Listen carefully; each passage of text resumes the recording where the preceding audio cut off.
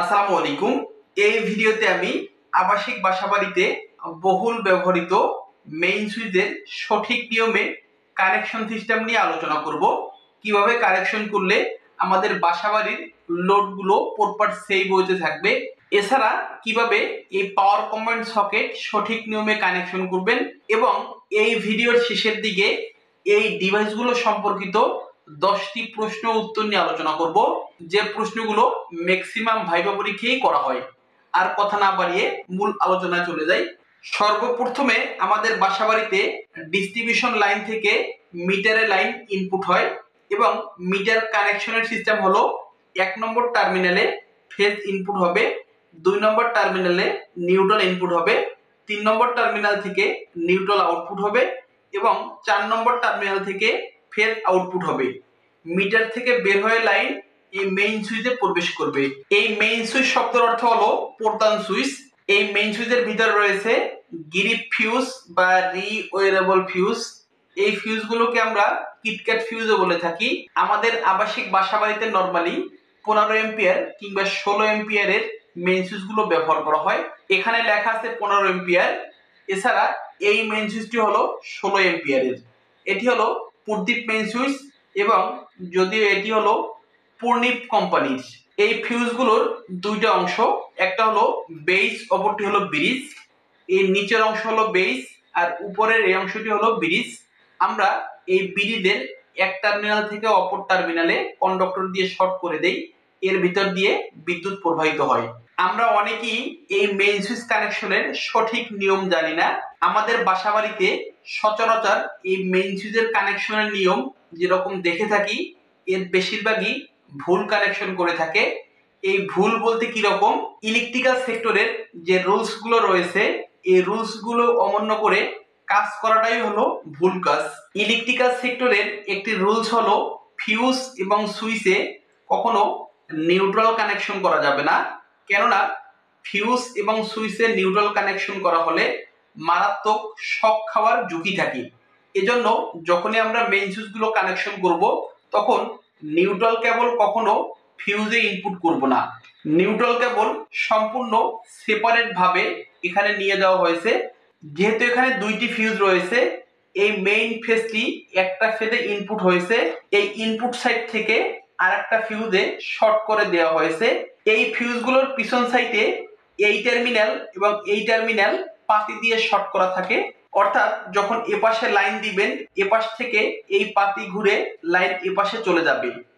যখন অফ থাকবে এরকম পুরো লাইনটি ডিসকানেক্ট হয়ে যাবে। যখন অন করবেন তখন এই পাশ থেকে লাইন এপাশে চলে যাবে। যেহেতু এখানে দুইটি ফিউজ রয়েছে, আর আমাদের আবাসিক বাসাবাড়িতে যে লোডগুলো ব্যবহার করে থাকি, এই লোডগুলো দুই ধরনের হয়ে থাকে। একটি হলো লাইটিং লোড, অপরটি হলো পাওয়ার লোড। লাইটিং লোড হলো লাইট, ফ্যান। এছাড়া পাওয়ার লোড হলো fridge, heater, rice cooker, oven, iron machine ইত্যাদি। এজন্য আমরা চাইলে একটি ফিউজ থেকে লাইন নিয়ে যাব লাইটিং লোডে, এবং অপর ফিউজ থেকে লাইন নিয়ে যাব পাওয়ার লোডে। এভাবে লাইন নেওয়ার কিছু সুবিধা রয়েছে। অন্যতম সুবিধা হলো কোনো কারণে যদি এই পাওয়ার লোডের ফিউজের তারটি কেটে যায়, তাহলে লাইটিং লোডে কোনো এফেক্ট পড়বে না, অর্থাৎ আপনার লাইট ফ্যান গুলো সচল থাকবে। এছাড়া পাওয়ার লোড এবং লাইটিং লোড আলাদা থাকলে আপনার ফিউজ গুলোর উপরে চাপও কম পড়বে।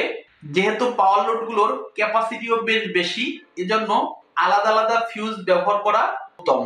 এখন আসি এই নিউট্রাল। নিউট্রাল কিন্তু আমি মেইন সুইচের ভিতর দিয়ে কোথাও শর্ট করি নাই, ডাইরেক্ট কিন্তু নিয়ে গেছি। এখান থেকে শর্ট করে এই লাইটিং লোডের জন্য নিয়ে গেছি, এবং পাওয়ার লোডে ডাইরেক্ট এই নিউট্রাল চলে গেছে। ইলেকট্রিক্যাল সেক্টরে যে তিনটি কেবল ব্যবহৃত হয়, ফেজ, নিউট্রাল এবং আর্থিং, তিনটা সম্পূর্ণ আলাদা আলাদা। ফেজ হলো যে কেবলে বিদ্যুৎ উপস্থিত থাকে। এছাড়া নিউট্রাল হলো ফেজের সাহায্যকারী কেবল, অর্থাৎ এটি হলো রিটার্ন পাথ। ফেজ দিয়ে বিদ্যুৎ ইনপুট হয় এবং সার্কিটের কাজ কমপ্লিট করে নিউট্রাল দিয়ে আবার পুনরায় উৎসে ফিরে আসে। আর আর্থিং হলো সেফটিমূলক ব্যবস্থা। অতিরিক্ত কারেন্ট বা লিকেজ কারেন্টের হাত থেকে লোডকে রক্ষা করার জন্য এই আর্থিং ব্যবহার করা হয়। এই আর্থিং এর মূল সোর্স হলো মাটি, অর্থাৎ মাটির সাথে আর্থ ইলেকট্রোডের মাধ্যমে এই আর্থ লিড এবং আর্থ কন্টিনিউটি তার সংযুক্ত থাকে। এছাড়া নিউট্রাল আনা হয় ডিস্ট্রিবিউশন ট্রান্সফরমারের আউটগোয়িং সাইডে যে স্টার কানেকশন করা হয়, আমরা জানি স্টার কানেকশনের নিউট্রাল থাকে। তাহলে ফেজও আসে ট্রান্সফরমার থেকে, নিউট্রাল আসে ট্রান্সফরমার থেকে, আর্থিং আসে মাটির নিচ থেকে। আমরা কখনো নিউট্রালের সাথে আর্থিং শর্ট করব না, কেননা ফেজ, নিউট্রাল, আর্থিং তিনটা সম্পূর্ণ আলাদা আলাদা কেবল, তিনটার কাজ আলাদা। যদিও অনেকে বলে এই নিউট্রালের সাথেও সার্কিট ব্রেকার কিংবা এই ফিউজ ব্যবহার করতে হবে, কেননা পুরোপুরি লাইন ডিসকানেক্ট করতে হবে। তবে আমি এখানে বলবো ইলেকট্রিক্যাল সেক্টরের যেহেতু রুলস হলো ফিউজ এবং সুইচে কখনো নিউট্রাল কানেকশন করা যাবে না, তাই আপনি ফিউজের সর্বদা ফেজ কেবল ব্যবহার করবেন। আর ফেজ কেবল দিয়ে বিদ্যুৎ শক্তি ইনপুট হবে, সার্কিটে বিদ্যুৎ সরবরাহ করবে ফেজ কেবল, আর নিউট্রাল হলো রিটার্ন পাথ। যদি ফেজ দিয়ে বিদ্যুৎ ইনপুট না হলো তাহলে রিটার্ন পথ দিয়ে কি বের হবে। এভাবে মেইন সুইচ কানেকশন করলে প্রপার নিয়ম মেনে কানেকশন করা হবে। আর এই মেইন সুইচের বডির সাথে অবশ্যই আর্থ কানেকশন করতে হবে, কেননা এই বডি হলো মেটালের। আর এই গ্রিপ ফিউজের নিচে যেহেতু পাতি দিয়ে শর্ট করা আছে, যদি কোনো কারণে লিকেজ কারেন্ট আসে সেক্ষেত্রে যেন আর্থিং এর মাধ্যমে মাটিতে চলে যেতে পারে। সম্মানিত ভিউয়ার্স, আরেকটা বিষয় খেয়াল করবেন, মূল আর্থিংটা আপনার এই নিউট্রালের সাথে কমন করতে হবে। এ জায়গা থেকে শর্ট করে আপনার এই মেইন সুইচ ঘুরিয়ে তারপরে লোডে সরবরাহ করতে হবে। এই পাশে নিউট্রাল দিলে এর সুবিধা হলো যদি কোনো কারণে লাইনে এক্সট্রা ভোল্টেজ থাকে, যদি নিউট্রাল দিয়ে প্রবাহিত হয় সেক্ষেত্রে এ পাশ থেকেই আপনার মাটিতে চলে যেতে পারবে। অনেকেই আমরা এই পাশে আর্থিং ব্যবহার করি, এর ফলে কিন্তু বিদ্যুৎ বিলও বেড়ে যায়, কেননা যদি কোনো কারণে এক্সট্রা ভোল্টেজ নিউট্রাল কেবল দিয়ে প্রবাহিত হয় সেক্ষেত্রে মিটারে ইনপুট হওয়ার আগে যেন এখান থেকে গ্রাউন্ডিং হতে পারে। সম্মানিত ভিউয়ার্স, এখন আমরা দেখব পাওয়ার কম্বাইন্ড কানেকশনের সঠিক নিয়ম। এই পাওয়ার কম্বাইন্ড সকেটের কারেন্ট বহন ক্ষমতা হলো 13 এম্পিয়ার। এটি ফ্রিজে ব্যবহার করতে হবে। এই পাওয়ার কম্বাইন্ড সকেটের পিছনে কিন্তু আপনার কানেকশনের সিম্বল দেয়া আছে, কোথায় কোন কেবল কানেকশন করবেন। এখানে যে আমি হলুদ আর্থিং কেবলটি কানেকশন করেছি, এখানে কিন্তু আর্থিং এর সিম্বল রয়েছে। আর এখানে যে নিউট্রাল কানেকশন করেছি এখানে কিন্তু এন লেখা আছে, আর এখানে এল লেখা আছে।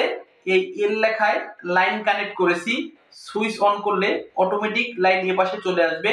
এই মিডলের টার্মিনাল কানেকশন করার দরকার নাই। এইটা দেখানোর মূল উদ্দেশ্য হলো আমাদের আবাসিক বাসাবাড়িতে অনেক সময় এই নিউট্রালের সাথে আর্থিং শর্ট করে দেওয়া হয়। এইটা করবেন না, কারণ আমি এর আগে আলোচনা করলাম ফেজ, নিউট্রাল, আর্থিং সম্পূর্ণ সেপারেট।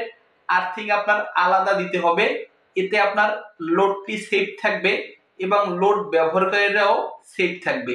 আর যদি আপনার বাসাবাড়িতে এই মেইন সুইচের থেকেও বেশি প্রোটেকশন দিতে চান সেক্ষেত্রে এই মেইন সুইচ থেকে যে লাইন বের হয়েছে এখানে আপনি সার্কিট ব্রেকার ব্যবহার করবেন, অর্থাৎ এই পাওয়ার লোডের এখানে একটি এসপিএসটি সার্কিট ব্রেকার ব্যবহার করবেন এবং লাইটিং লোডের এখানে একটি এসপিএসটি সার্কিট ব্রেকার ব্যবহার করবেন। এই ফিউজের থেকে সার্কিট ব্রেকার ব্যবহার করা অনেক উত্তম, কেননা এই ফিউজ শুধু প্রোটেকশন দিয়ে থাকে, অর্থাৎ কোনো কারণে এক্সট্রা ভোল্টেজ গেলে এই ফিউজের তার কেটে যায়। এছাড়া এই ফিউজের ভিতরে যে কন্ডাক্টর দিয়ে আমরা শর্ট করে দেই, এই কন্ডাক্টরের অ্যাকচুয়াল সাইজ নির্ধারণ করা যায় না। এর ফলে অনেক সময় দেখা যায় বাসাবাড়িতে থাকা বিভিন্ন লোডগুলো পুড়ে যায়, বিভিন্ন রকমের সমস্যা হয়, কিন্তু এই কন্ডাক্টরটি কাটে না। এজন্য এই মেইন সুইচ থাকা সত্ত্বেও এই লোডের সরবরাহের আগে আপনি সার্কিট ব্রেকার ব্যবহার করবেন, এতে আপনার বাসাবাড়ির লোডগুলো সেফ থাকবে। এখন আমরা এই ডিভাইসগুলো সম্পর্কিত 10টি প্রশ্ন সম্পর্কে জানবো। 1 নম্বর প্রশ্ন, ডিস্ট্রিবিউশন লাইন থেকে এনার্জি মিটারে যে কেবলটি ইনপুট হয় ওই কেবলটির নাম কি? উত্তর, সার্ভিস এন্ট্রান্স বা সার্ভিস কানেকশন।